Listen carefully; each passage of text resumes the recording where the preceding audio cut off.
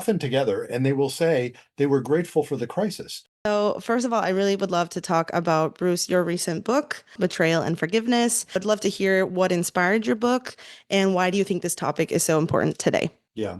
Well, I suppose in short, what inspired the book is that so many of the couples I work with are dealing with some kind of betrayal. I once did kind of a seat of the pants guess. It was about close to half of the couples that I see in their first session are dealing specifically with infidelity. And then there's other Right. kinds of betrayals as well. So I see it a lot. And I think what really got me to write the book, aside from the fact that I like writing books, I have a couple other books out before that one, what Right. got me to write it was how inspiring it is. I find that's one of the most inspiring parts of my job is working with folks who are dealing with really hard, painful stuff and find ways of getting through it. And often find ways of getting through it. And this is the part I find super inspiring.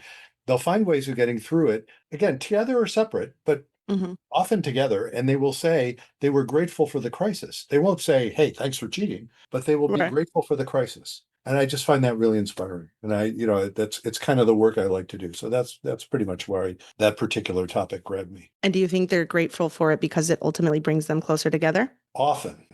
Yeah, it either ultimately brings them closer together or it brings them to a point where they realize, sadly, well, we're two good people, but not for each other.